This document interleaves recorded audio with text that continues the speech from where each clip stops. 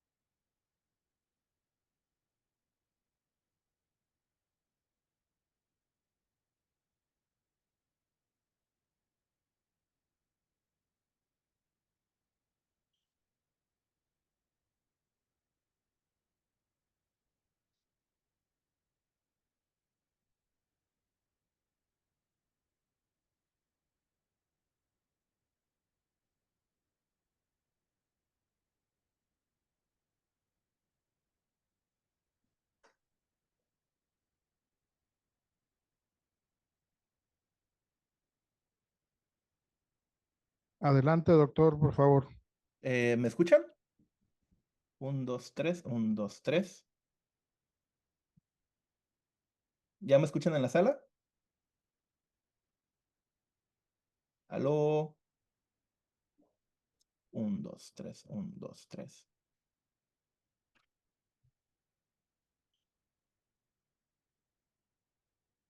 ¿Sí me escuchan? Disculpen. Doctor, ¿me escuchas? Sí, yo sí. ¿Ustedes me escuchan a mí? A ver, seguimos teniendo aquí un detallito. Estamos trabajando en eso. Sí, gracias. Yo aquí los espero sin ningún problema.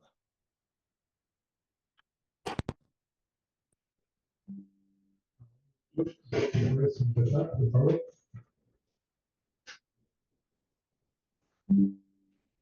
1, 2, 2, 1, 2, 3. 1, 2, 1, 2, 3.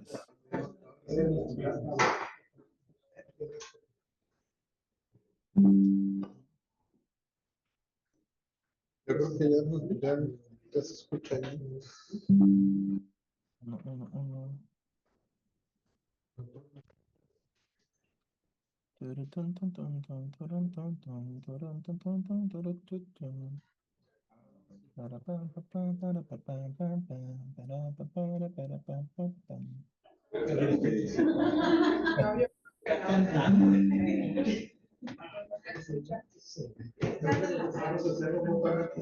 Excluyentes. Doctor, ¿sí me escuchas? Sí, yo sí los escucho claramente. Perfecto, ahora sí ya nos estamos escuchando. Ahora sí me escuchan. Excelente. Bueno, ¿ya me escuchan? Algunas personas me confirman también que me escuchan bien en línea. Entonces, continuamos. Y para ustedes en el auditorio que no escuchaban una aclaración que daba, les digo, soy orgullosamente estudiante del Politécnico, ya casi egresado, pero pues actualmente soy candidato a doctor. Me falta cosita de nada para ser doctor. Entonces, solo esa aclaración, digo, por cualquier tema, no voy a ver detalles, ¿no? Pero partamos desde el título. Ahorita leían un poquito de mi trayectoria y el título de la conferencia, que es Los mares se están convirtiendo en un refresco. Y para la gente que conoce un poquito del tema que voy a hablar, va a decir, bueno, Itaí es algo amarillista, lo cual es verdad, fue intencionalmente este título, pero mi intención es guiarlos para que juntos entendamos de la mejor manera una problemática que está en los mares actualmente y a veces no somos tan conscientes como sociedad. Pero entonces, hagamos una pequeña guía de qué es lo que vamos a ver en este momento. Primero que nada, ¿qué es un refresco? Porque al final de cuentas vamos a hablar de refrescos. Poquito diremos marcas, pero más que nada por popularidad. ¿Cómo se relacionan con los mares? ¿Por qué se estudia esto de refrescos y mares? Que más adelante le vamos a poner otro nombre. ¿Cuál es el panorama en México y el futuro? Entonces, una vez un poquito dándoles esta guía para que pues, sea más fácil que me sigan, partamos por lo primero. ¿Qué es un refresco? Le decía, quisiera no hablar de marcas, pero al final de cuentas la más popular, pienso yo, es Coca-Cola. Y cuando vamos a la página de ellos, definen un refresco como una, o más bien en este caso, una bebida carbonatada, se define como un líquido refrescante elaborado con agua carbonatada, hagamos énfasis en esto, conocido también como refresco soda. Digo, si alguien escucha de alguna parte de otra parte del país que les dicen soda o demás, con o sin saborizante que contiene dióxido de carbono, el cual burbujea cuando la vía se abre o se despresuriza. Y creo que se alcanzó a escuchar, espero haya sido así, cuando inició la diapositiva, se escuchó ese sonido característico de cuando abrimos una lata de soda o alguna botella, el entonces, ese ruido tan característico de estas bebidas carbonatadas es precisamente porque estas bebidas tienen mucho CO2 en ella, el cual se inyectó, y como hay mucho CO2 dentro de la lata o dentro de la botella y no hay tanto CO2 afuera, en este caso en la atmósfera, pues se despresuriza. Lo mismo como si cuando estamos inflando un globo y antes de amarrarlo, pues resulta que no lo pudimos amarrar y se empieza a desinflar. Eso es por la presión que había en el globo, que es mayor a la presión que hay en el aire, ¿no? Pero en este momento estamos hablando de refrescos, no de globos. Y ahora, ¿cómo se gasifica una bebida? Bueno, les voy a mostrar el fragmento de un video que pueden encontrar en YouTube. En este caso es de un bartender que hace pues, cócteles un tanto artesanales y en este video muestra él cómo gasifica una de sus bebidas para crear pues una bebida, ¿no? En este caso ya tomó la bebida, tiene ahí un tanque de CO2, la cierra bien y abre el tanque. Entonces pongan atención a las burbujas que se empiezan a formar.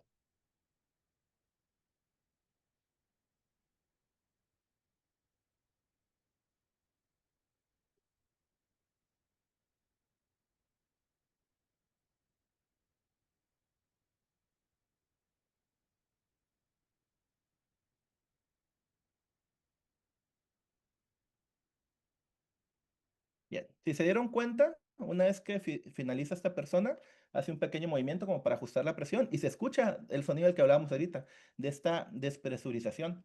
Esta persona lo hizo pues de manera manual, porque en este caso está en un bar, pero sabemos que a nivel industrial se hace con máquinas enormes y ahora sí con muchas botellas. Pero hablando de refrescos, bebidas carbonatadas, gasificadas, nos surge la pregunta, ¿cómo se relacionan los refrescos con los mares y océanos? Y pasa que muchas veces cuando empezamos a hablar de CO2, de la problemática que hay en el planeta, normalmente lo relacionamos con un tema que es muy conocido en la actualidad, que es el cambio climático, pero nos enfocamos muchas veces en la parte atmosférica y en el tema de los gases de efecto invernadero. Algunos ejemplos de estos gases son el vapor de agua, el metano, el óxido nitroso, el ozono y el dióxido de carbono. Absolutamente todos estos gases y demás se encuentran en la atmósfera. Sin embargo, se hace mucho hincapié en el CO2 debido a que es el que emitimos en mayores cantidades a la atmósfera. Cuando empezamos a revisar un poquito la historia de las emisiones, si nos fijamos en esta gráfica de aquí arriba a la izquierda, antes del 1800, antes de que iniciara la revolución industrial, se estima que la concentración del CO2 en la atmósfera era de 278 partes por millón aproximadamente. En cambio, pues inicia la revolución industrial, con ello la quema de combustibles fósiles y estas cantidades empiezan a aumentar. Primero, pues no tan elevado, pero algo pasa en 1960 cuando estas cantidades se disparan. En este estudio, que se presentó en 2021, pues mostraban el valor hasta 2020 en la atmósfera, que era de 417 ppm.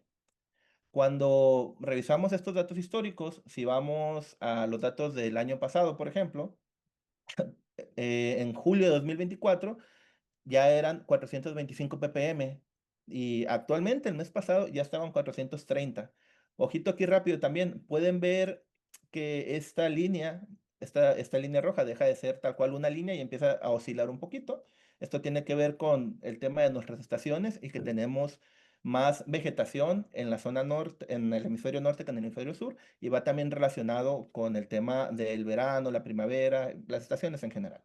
Pero bueno, cuando revisamos esta pequeña gráfica que está acá, a ver, no sé, perdón. Mm, es que tengo el puntero láser, ahora sí.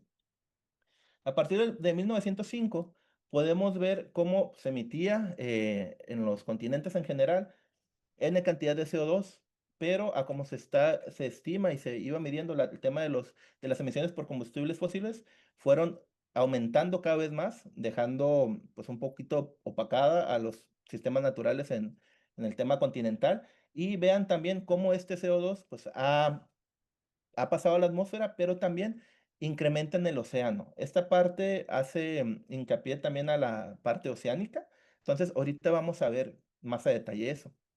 ¿Por qué? ¿Por qué el océano y no solo la atmósfera? Bueno, resulta que los océanos tienen la capacidad de captar y emitir algunos gases que ya mencionamos en la lámina anterior, pero también otros como oxígeno, metano, óxido nitroso y dióxido de carbono.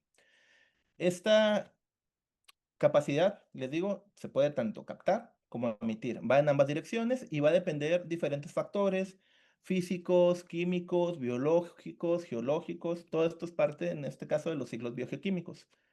Pero, ¿cómo sucede el intercambio del CO2? Bueno, esto se debe a la diferencia en las presiones parciales de CO2 entre la atmósfera y la superficie marina. Esta PCO2 es una variable, es proporcional al gas disuelto en el medio. Y dejo el medio porque recordemos que la atmósfera también es un fluido, y en este caso pues el océano es un fluido. Entonces vamos a encontrar, les digo, zonas que captan CO2 en el océano, se les llama sumideros de carbono, o zonas que emiten. Entonces estas son zonas de emisión. Y va a depender de estos factores. Pero hablando de estas diferencias, ejemplificándolo con una imagen pues un poquito más fácil, más digerida, tan fácil como decir, en un punto en específico de la Tierra, del mar, de la atmósfera, si hay más CO2 en la atmósfera que CO2 en la superficie marina, el gas va a fluir de la atmósfera hacia el océano. En cambio, si vamos a una región donde la laguna costera, la bahía, el mar, la costa, el océano, en ese momento tiene más CO2 que esa parte en la atmósfera. Entonces, este flujo se va a invertir de dirección, va a pasar del océano hacia la atmósfera. Y hago hincapié en decir en ese momento en específico, porque esta capacidad cambia tanto por la zona geográfica como en el tiempo. Nosotros podemos ir medir y lo que está pasando en ese momento no necesariamente va a estar pasando en un mes, en una semana o inclusive en un día. Ahora, continuando con el tema de la concentración del CO2 en la atmósfera. Cuando revisamos las gráficas de la NOAA, pues podemos ver esta tendencia, les digo. En este caso, aquí se ejemplifica mejor la oscilación. Cuando es primavera, verano en el hemisferio norte, los niveles de CO2 atmosféricos suelen bajar un poco y cuando empieza nuestro otoño-invierno, estos niveles siguen aumentando. Si bien se nota este cambio estacional, al final del día, las emisiones que nosotros aportamos son mayores que lo que se está captando. Entonces, este incremento del CO2 en la atmósfera se ha visto reflejado también en un incremento de la PCO superficial, hablamos de la presión parcial del dióxido de carbono en el agua, y también se ha visto una respuesta en la disminución del pH marino. Tengan presente la parte del pH, más adelante la vamos a volver a abordar, pero siguiendo hablando de este CO2 atmosférico, la parte marina, hagámonos la siguiente pregunta o generemos la siguiente pregunta. ¿Por qué se estudia el CO2 en los océanos? Bueno, primero que nada, porque de todas estas emisiones que se han hecho desde la revolución industrial a la actualidad, aproximadamente el 30%, que podemos hablar de unas 120 gigatoneladas de CO2, ha sido captado por los océanos. Les decía, y lo repito pues, para que haya claridad, el océano puede emitir y puede captar, pero en promedio, desde que se empezaron estas emisiones de CO2 por la quema de combustibles fósiles, se ha captado alrededor del mundo un 30% aproximadamente. Y si recuerdan las pequeñas gráficas, el videito que se iba moviendo hace un momento, pues pueden ver cómo precisamente una tercera parte aproximadamente de la gráfica total, en el caso de la captación, pues estaba reflejada en los océanos. ¿Y qué pasa? Bueno, cuando vemos este mapa, publicado por Parry y colaboradores en el 2010, en el 2000, este era el panorama de flujos de dióxido de carbono en los océanos en general, ¿no? Podemos encontrar, en este caso, el color verde representa zonas que estaban en equilibrio en ese año.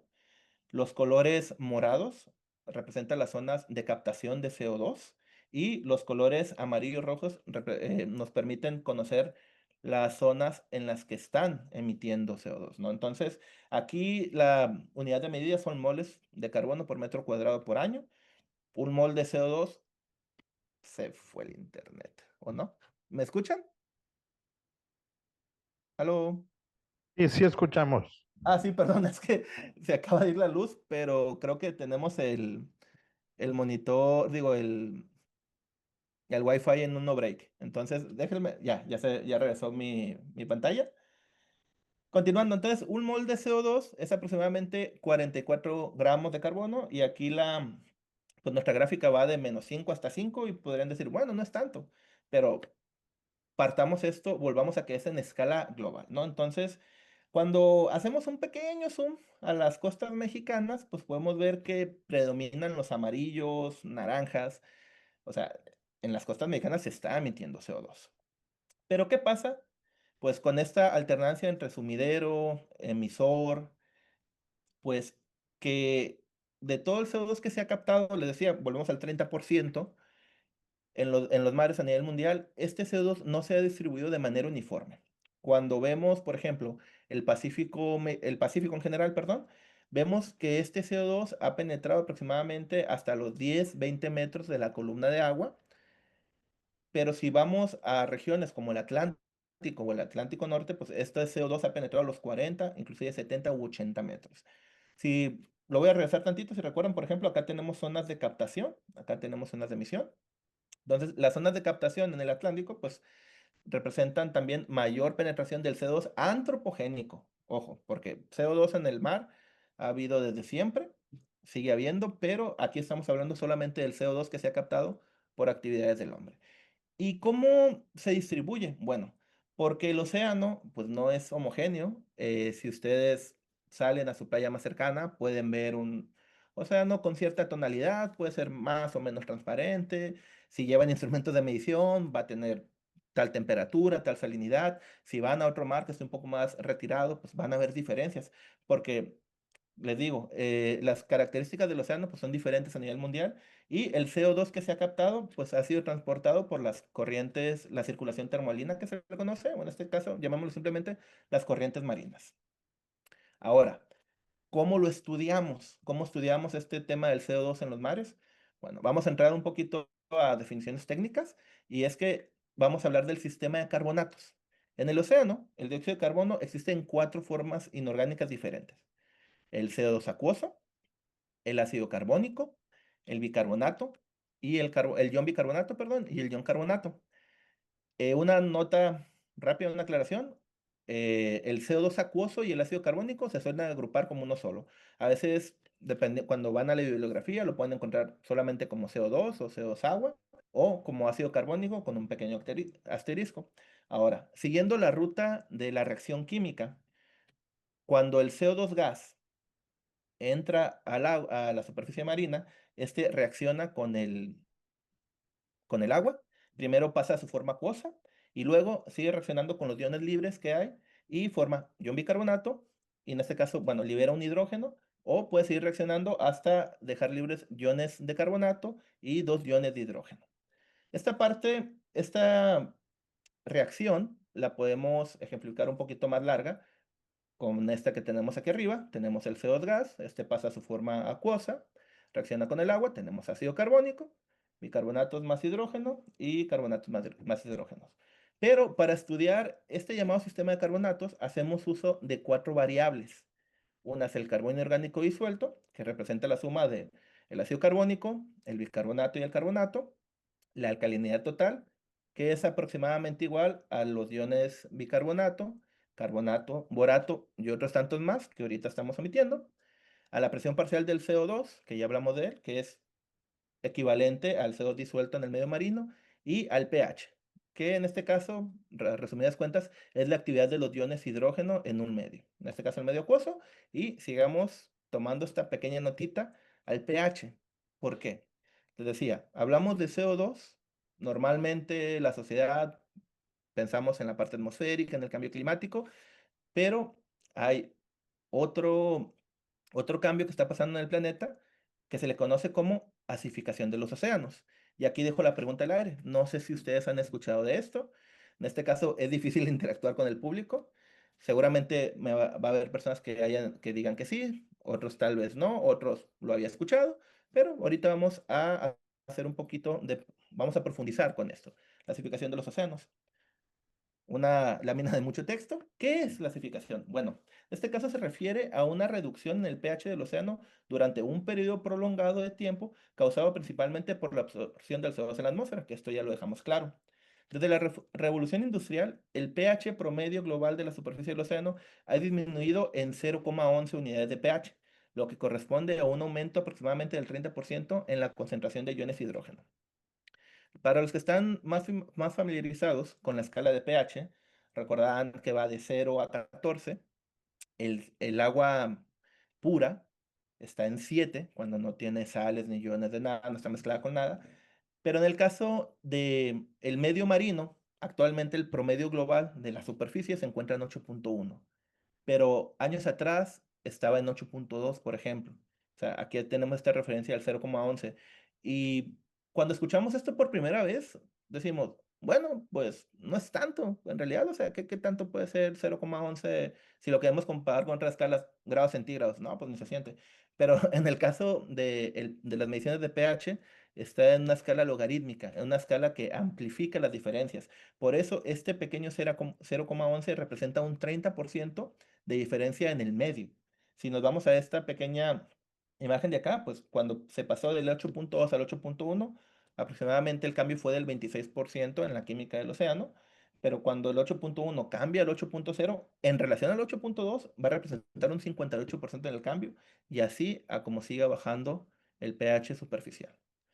Pero, ¿cómo afecta esto la vida marina? Bueno, hace un momento les mostraba cuestión química un poquito larga, pero cuando nos enfocamos solamente en el ácido carbónico, este puede consumir el ion carbonato por una reacción directa, formando iones bicarbonato. Pero, pues, ¿esto por qué es importante? Bueno, pasa que en el medio marino, pues encontramos organismos que se conocen como calcificadores. A nivel estatal, pues, estamos muy familiarizados con el camarón, con los ostiones, que son organismos que utilizan de este ion, este carbonato, que con el ion de calcio que está disponible también en los océanos, forman carbonato de calcio. Cuando hay menor disposición del ion carbonato, entonces sus estructuras tienden a debilitarse. Sobre todo cuando vemos los organismos más pequeños, aunque no solamente está, la problemática no solamente es de ellos, la gente que los estudia puede ver que, por ejemplo, organismos del fitoplancton como los cocolitofóridos, estos pequeños platitos, llamémoslo así, que son los cocolitos, están débiles, se pueden quebrar con facilidad. Si vemos el tema también en los terópodos, su casco, que está formado con carbonato de calcio, también se vuelve más débil. Y aquí está la representación gráfica, pues, de cómo cuando hay muchos iones de carbonato disponibles, es una concha más resistente, más gruesa, más robusta, pero como hay menor disposición, se vuelven más débiles. Y pues le digo, eso también afecta, en este caso, en la zona estatal, pues camarones, ostiones y cualquier organismo que sea calcificador. Ahora, ya les di pues, un panorama un tanto general, pero pues, ¿cuál es el panorama mexicano? A nivel nacional, el sistema de carbonatos se estudia por diferentes instituciones. Seguramente yo no conozco todas, pero con las que estoy familiarizado, con las que hemos colaborado, pues, obviamente mi alma mater, el Instituto Politécnico Nacional, en este caso el CIDE Sinaloa. También hay instituciones como la UMAR, en este caso el Campus Puerto Ángel. También la UNAM, en este caso a través del Instituto de Ciencias del Mar y Limnología. La UABC, a través del Instituto de Investigaciones Oceanológicas y de la FACIMAR, creo. Y el CICESE en Ensenada, a través de diversos laboratorios. Pero estas son las instituciones que lo estudian a nivel nacional. Pero ¿cómo se estudia? Bueno, hay diferentes maneras. En este caso podemos ir en una lancha, que aquí en el laboratorio con la doctora Leticia, pues contamos una en el CIR Sinaloa. Vamos, monitoreamos la laguna costera, el Golfo de California, tomamos muestras. Ahorita lo van a ver mejor ejemplificado en una foto. Se puede tomar también, se pueden hacer misiones, perdón, mediante buques de investigación. En este caso, el buque que se ve al fondo es el doctor Jorge Carranza Fraser del IMIPAS, pero también hay buques de Secretaría de Marina.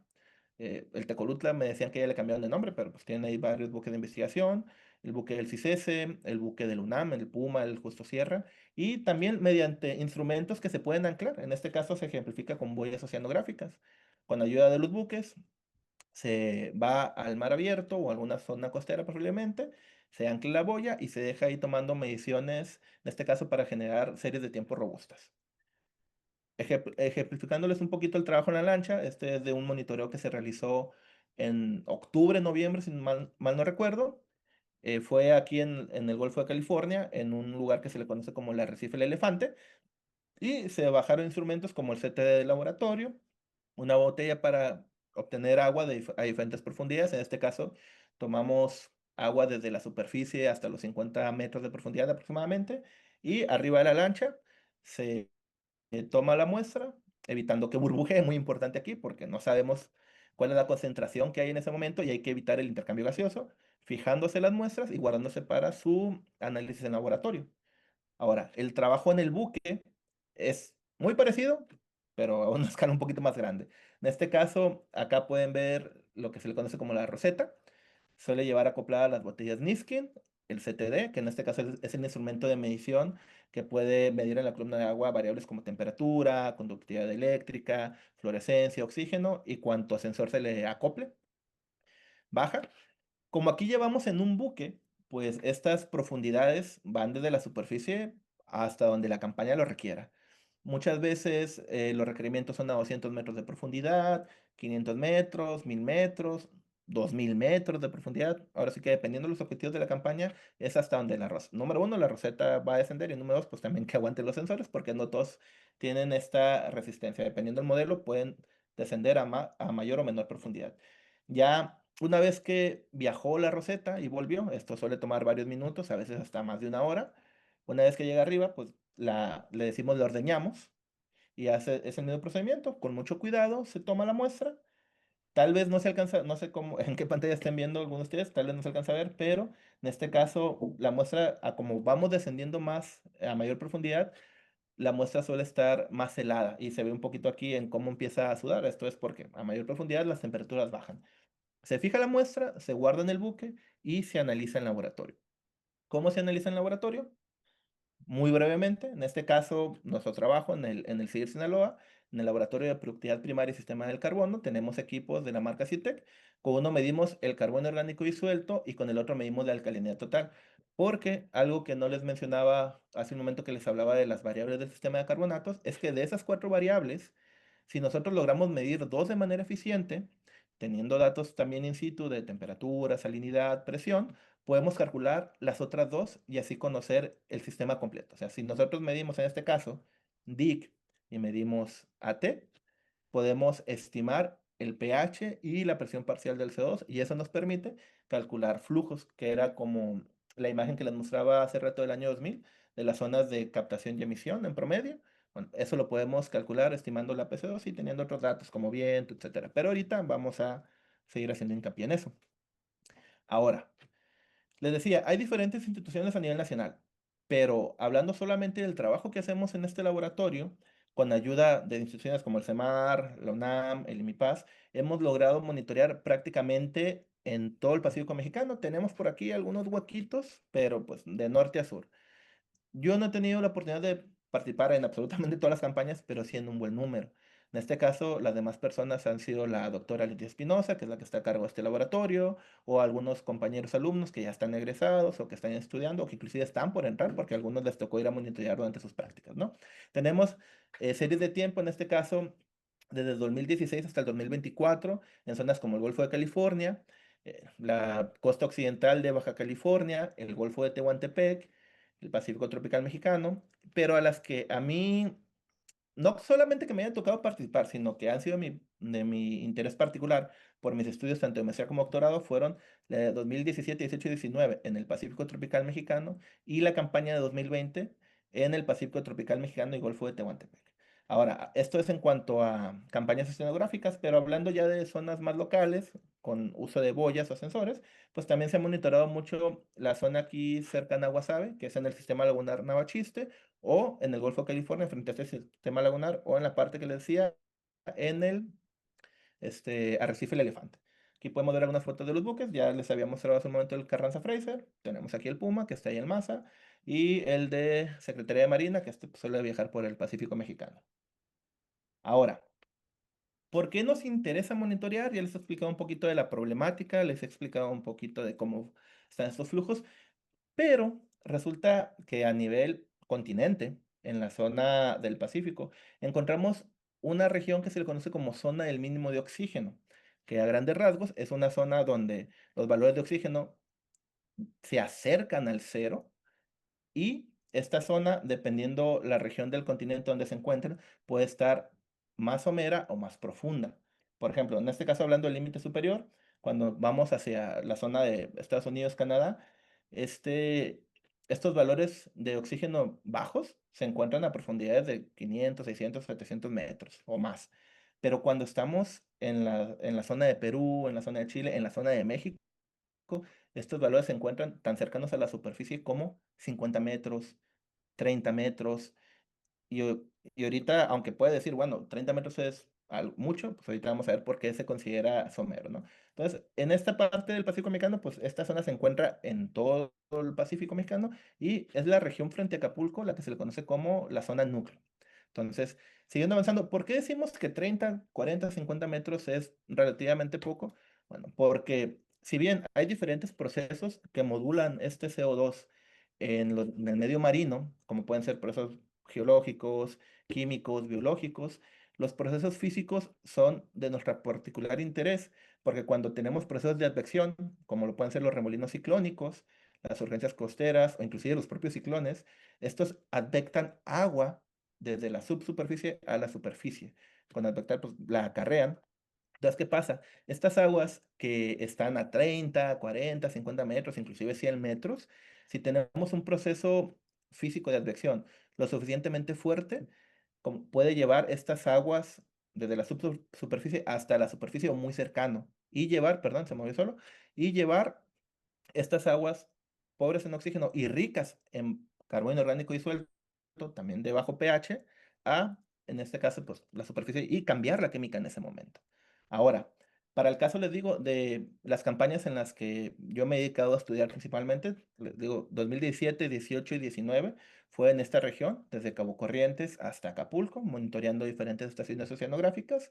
Y en el 2020, en marzo, esta es una historia que ahorita no la voy a contar, pero pues nos tocó, en este caso, iniciar esta campaña antes de la pandemia y bajar ya en protocolo en este caso de aislamiento. Fue un poco interesante, por así decirlo. Zarpamos desde Mazatlán. Entonces, en marzo de 2020 monitoreamos desde la zona cercana a Manzanillo hasta en este caso la frontera con Guatemala. Nos tomó aproximadamente 23 días monitorear todo esto.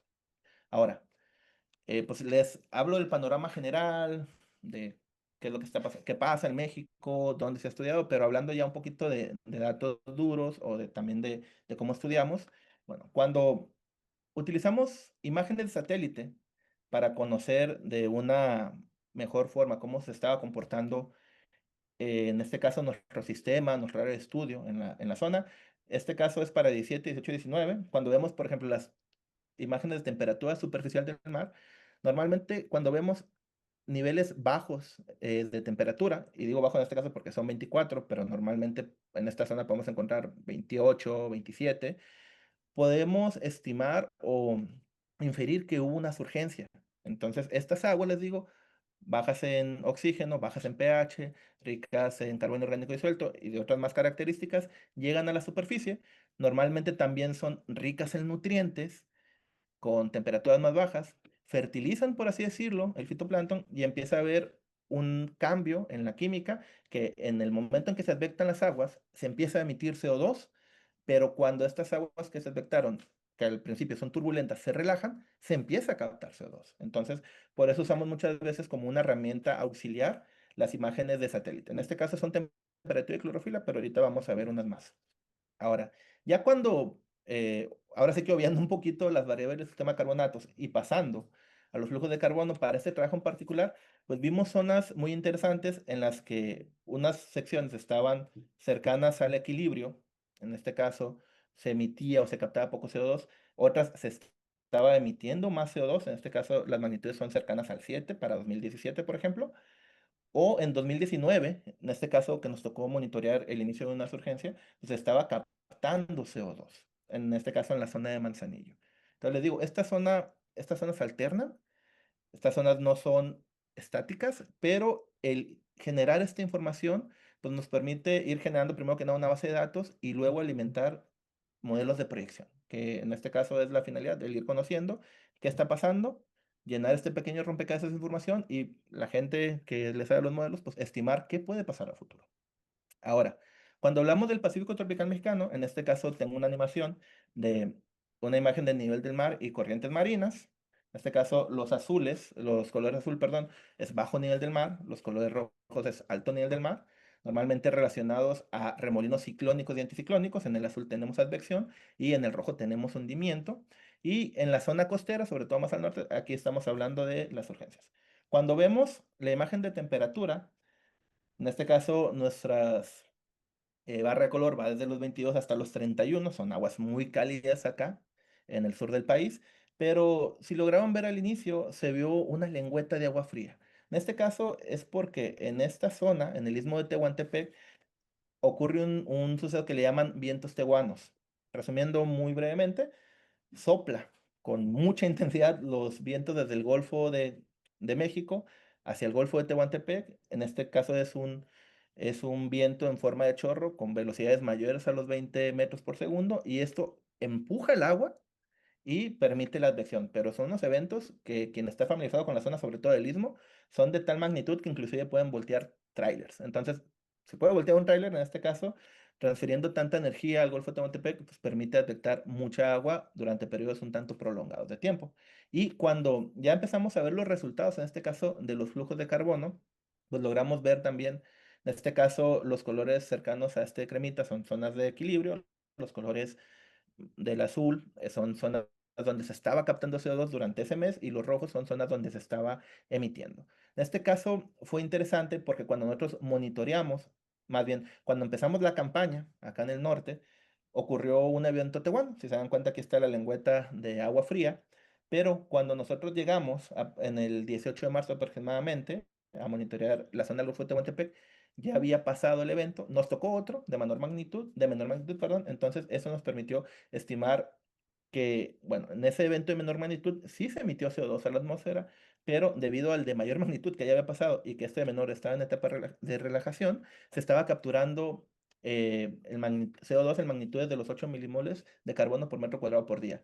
Pero también estuvo bastante interesante porque cuando vemos las imágenes de altura de la superficie del mar, el 8 de marzo aproximadamente, en esta zona logramos monitorear un remolino que estaba llevando esta agua rica, baja en oxígeno y rica en carbono, y que nos permitió estimar también flujos positivos. En este caso, no fue por el tehuano, sino por el tema del remolino. Ahora, ya casi para terminar, pues, ¿qué se viene en el futuro?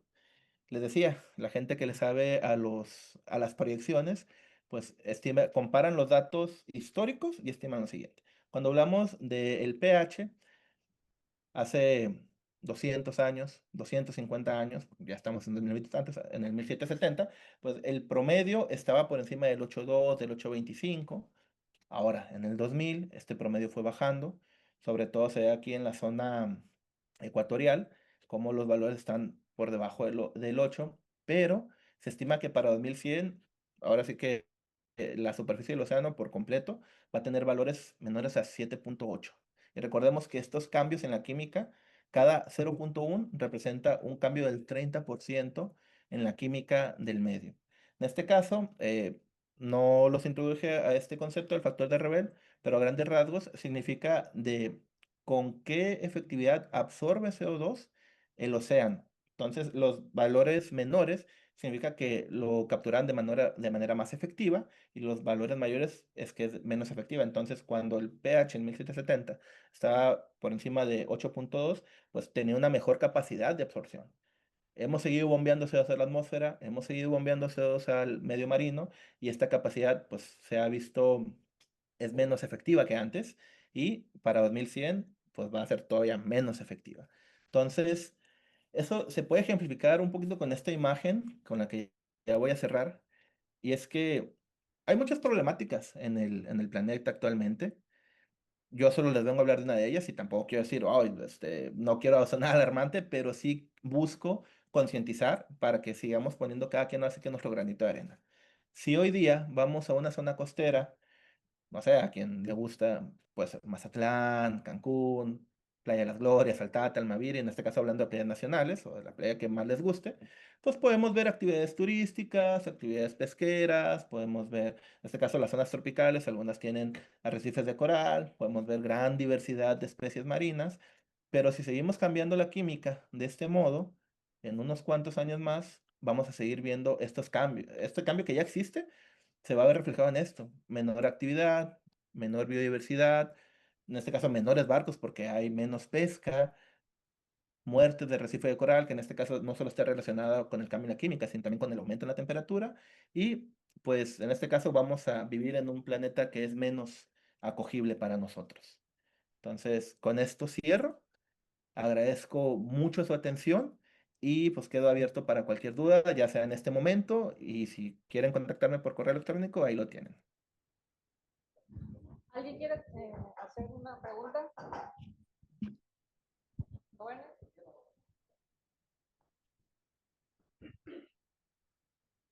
Gracias. Gracias, doctor, por su participación. Estaba viendo la predicción que se hace sobre la acidificación del mar y las consecuencias en los seres vivos del mar, ¿no? Entonces, la pregunta es, si ya tenemos esta visión, esta perspectiva, ¿qué se está haciendo para evitar llegar a esa situación? Ok, el que Gracias. se está... perdón, adelante, ¿no había terminado su pregunta? No, gracias. Ok, bueno. El que se está haciendo En este caso, yo no soy de los que están haciendo algo contra de manera activa desde la ciencia. En este caso, yo apoyo en general el conocimiento porque, pues si bien ya le estoy mostrando un panorama bien bonito en el que casi todo el Pacífico mexicano o más bien todo, ah, se ha monitoreado, en realidad es que el alcanzar esta cobertura ha llevado muchos años y es hasta hace relativamente poco, yo diría que unos 3 o 4 años, que se logró monitorear todo. Pero, pues en este caso, las dinámicas cambian y no se ha monitoreado en todas las estaciones o en todos los meses. Y ahora, ¿el qué se está haciendo? Yo sé de algunos proyectos, en este caso, tanto nacionales o como científicos, en el que están buscando, número uno, más que revertir, porque es difícil revertir, en este caso requiere de una coordinación tanto de la sociedad como de las empresas, los gobiernos y demás.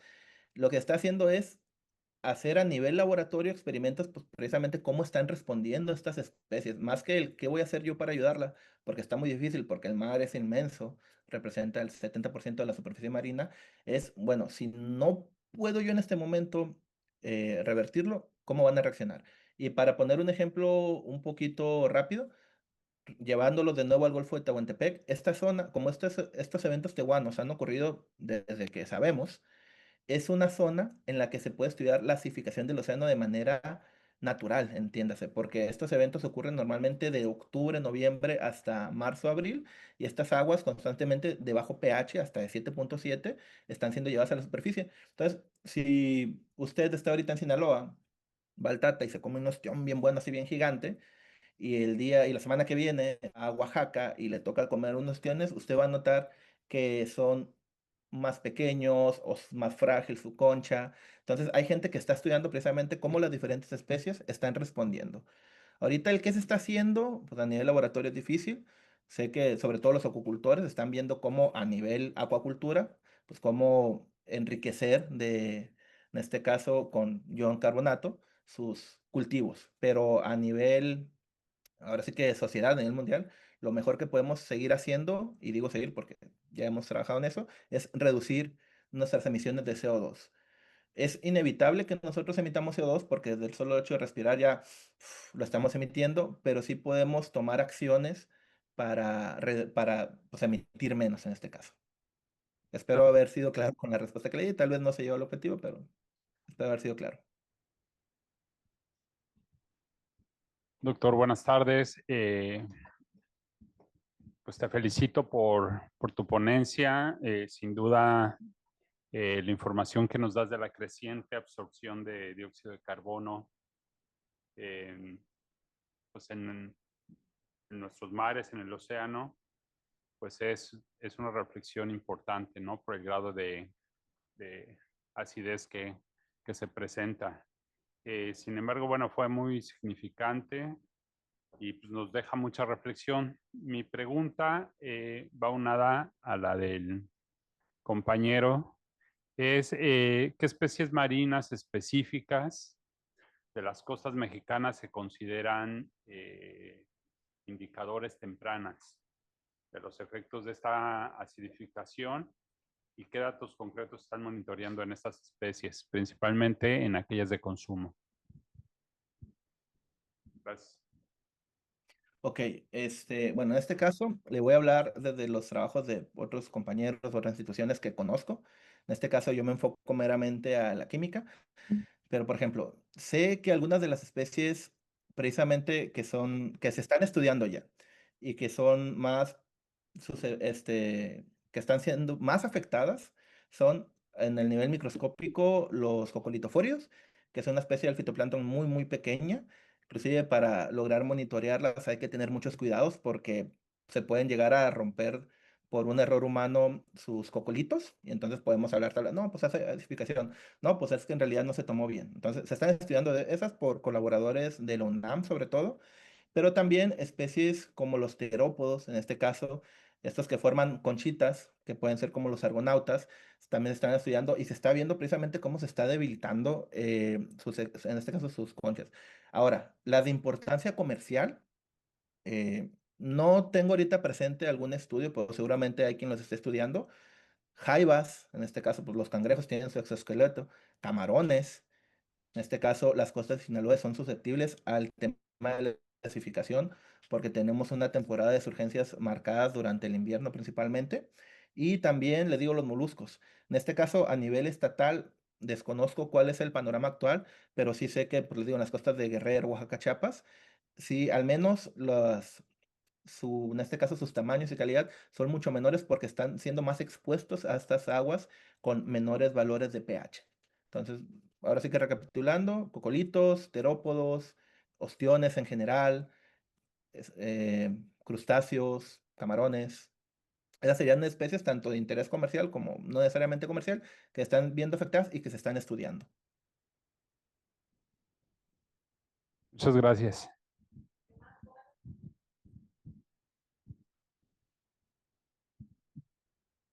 Aló. Hoy me congelé. ¿Lo puedes pasar?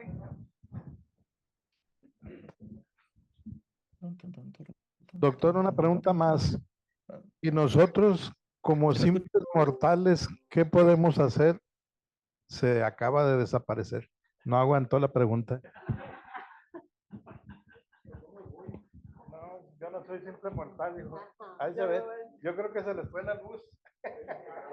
Ya ve, se le acabó la pila. Es que dijo que estaba conectado por el no break, ¿no?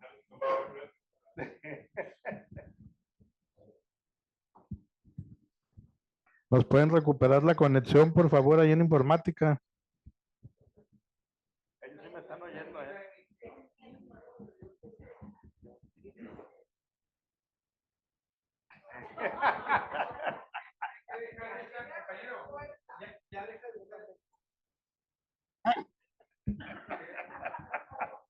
Sí. No hay clasificación.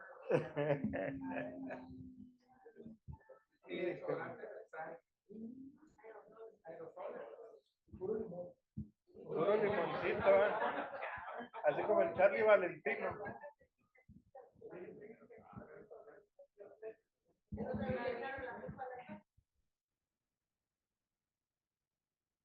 Vámonos.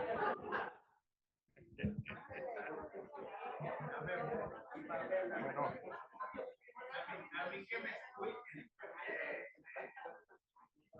¿Se le fue la luz o qué? Ah, bueno, a ver si lo recuperamos. Ok. Ya se comunicó, está haciendo todo lo posible por volverse a conectar. A ver si alcanza.